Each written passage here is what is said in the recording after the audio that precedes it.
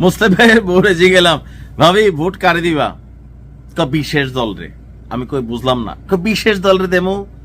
আমি কই বিশেষ দল রে মানে কয়েকটা না দল আইছে বিশেষ দল, ওই দল রে বলে সরকার জিতাইতে চায়, সো সেই কারণে আমি আমার ভোট পচাবো না, বিশেষ দল রে দেব। আমি বললাম বিশেষ দলটা আসলে কোনটা? জানি না তো। ওই বিএনপি যখন নির্বাচনী প্রচারণায় বক্তব্য দেয় তখনও তারা কয় একটা বিশেষ দলকে সরকার জিতাইতে চায়। আবার জামাত যখন নির্বাচনী বক্তব্য দেয় তারাও বলে একটা বিশেষ দলকে সরকার সাপোর্ট দিচ্ছে। এনসিপি যখন বক্তব্য দেয় তখন তারাও বলে একটা বিশেষ দল। তো ভাবি মনে করছে ওই বিশেষ দল আসলেই কোনো দল, এটা আসলে কোনো দল না। তবে এই যে তিন দলের যারা প্রধান নেতারা আছেন বা কর্মীরা আছেন তারা যখন বক্তব্য দেন বিশেষ দল, তখন জনগণের মধ্যে কি আসলে প্রশ্ন ওঠে বিশেষ দল নাকি নাম মুখে নিবে না ভাসুরের দল কিন্তু এক দল আরেক দলের প্রেক্ষিতে এই কথাগুলো বলছে। আসলে কিন্তু বিএনপি জামাতের নাম নিচ্ছে না, জামাত বিএনপির নাম নিচ্ছে না, এনসিপি আবার বিএনপির নাম নিচ্ছে না, বিএনপি আবার এনসিপির নাম নিচ্ছে না। মানে সরকারকে নিয়ে তাদের একটা টেনশন আছে। তবে এই টেনশনকে দূর করে দিবে ওয়ান এন্ড অনলি ব্লুটুথ বয়, বাংলাদেশ সেনাবাহিনীর প্রধান জেনারেল ওয়াকারুজ্জামান। খুবই কড়া বক্তব্য এসেছে। আর এটা সেন্টেন্সগত দিক থেকে আপনার অনেকটা শাসনমূলক ওয়ার্ড। শব্দটা হচ্ছে আমার দেশ পত্রিকার যে লিড নিউজ, নির্বাচন নিরপেক্ষ এবং সুষ্ঠুভাবে সম্পন্ন করতে হবে। এখানে কিন্তু আপনার একটা নির্দেশনা আসছে as a army chief, so command করাই ওনার কাজ। শব্দটা সম্ভবত অনেকটা এরকমই আসছে। অথবা একটা কি বলা হয় যে জনগণের প্রতি বা সরকারের প্রতি বা নির্বাচন কমিশনের প্রতি একটা কঠোর বার্তা দেওয়া হয়েছে। কোনটা?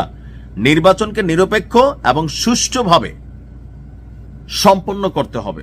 নির্বাচন সুষ্ঠু হতে হবে, সেটা একরকম শব্দ, আর সম্পন্ন করতে হবে বাংলা সেন্টেন্সগত দিক থেকে আমরা যদি চিন্তা করি তাহলে এটাতে জোর দেওয়া হয়েছে। তো কেন হঠাৎ করে আমাদের সেনাপ্রধান এই কথা বলছেন? আসন্ন জাতীয় সংসদ নির্বাচনকে কেন্দ্র করে প্রত্যেক দলের মধ্যে একটা পারসেপশন আছে যে লেভেল প্লেইং ফিল্ড থাকবে কিনা, রাতের বেলা ভোট হবে কিনা। কারণ কেউ বলছেন যে তাহাজ্জুদ পরে আসতে হবে, কেউ বলতেছেন ফজর পরে আসতে হবে, আর ভোট তো হবে দিনে। তাহলে কোথাও কি কোনো রকম ঝামেলা? তো এই বিষয়গুলো নিয়ে আন্তর্জাতিকভাবে দেশীয়ভাবে নানান বক্তব্য আছে। খোদ জামাত তারা ইউর কাছে বলেছে যে নির্বাচনের লেভেল প্লেইং ফিল্ড এবং নির্বাচনের দিন নিয়ে তারা শঙ্কিত আছে। তো এই যে শঙ্কা, জনগণের একটা অংশ মনে করছে নির্বাচনের দিন কোনো ভেজাল হয় কিনা, নির্বাচনে যাবো কিনা, ভোট কেন্দ্রে ভোট দেবো কিনা। আমি মনে করি আপনি অবশ্যই ভোট দিবেন। তো এই সবকিছু মিলিয়ে পরিবেশটাকে কোলাহল মুক্ত করতে সেনাপ্রধান বিশেষ ভূমিকায় আপনারা যাচ্ছেন। সেনাবাহিনী এই নির্বাচনকে কেন্দ্র করে সর্বোচ্চ লেভেলের ইফোর্ট দিবে ঘোষণা সেনাপ্রধানের। পাশাপাশি তিনি বলছেন যে এই জাতীয় সংসদ নির্বাচনকে শান্তিপূর্ণ, নিরপেক্ষ এবং সুষ্ঠুভাবে সম্পন্ন করার লক্ষ্যে সবাইকে একসাথে কাজ করতে হবে। পেশাদারি, নিরপেক্ষতা, শৃঙ্খলা, ধৈর্য, নাগরিক বান্ধব আচরণের মাধ্যমে দায়িত্ব পালন করতে হবে। গতকালকে আপনার দুপুরের দিকে হেলিকপ্টারে সেনাবাহিনী প্রধান কুমিল্লা ধীরেন্দ্রনাথ দত্ত স্টেডিয়ামে তিনি এসেছিলেন। এরপর সেখানে সেনা সদস্যদের যে কার্যক্রম সরেজমিনে তিনি আপনার পর্যবেক্ষণ করেছেন এবং প্রয়োজনীয় দিক নির্দেশনা প্রদান করেন। তো ওনার বক্তব্য হচ্ছে যে এই জাতীয় সংসদ নির্বাচনে এবং গণভোটে সার্বিক আইন শৃঙ্খলা পরিস্থিতি মূল্যায়ন এবং in aid to the civil পাওয়ার এর আওতায় মোতায়েনরত যারা সেনাবাহিনীর সদস্যরা আছেন তাদের প্রতি তিনি এই বার্তা দিয়েছেন। সেনাপ্রধান কুমিল্লা জেলা প্রশাসনের সম্মেলন কক্ষে ঊর্ধ্বতন সামরিক কর্মকর্তা, বিভিন্ন জেলার আইন শৃঙ্খলা রক্ষাকারী বাহিনী এবং অসামরিক প্রশাসনের কর্মকর্তাদের সাথে মত বিনিময় করেন। অর্থাৎ এই নির্বাচনটাকে নিয়ে সবার মধ্যে একটা পারসেপশন কিন্তু আছে।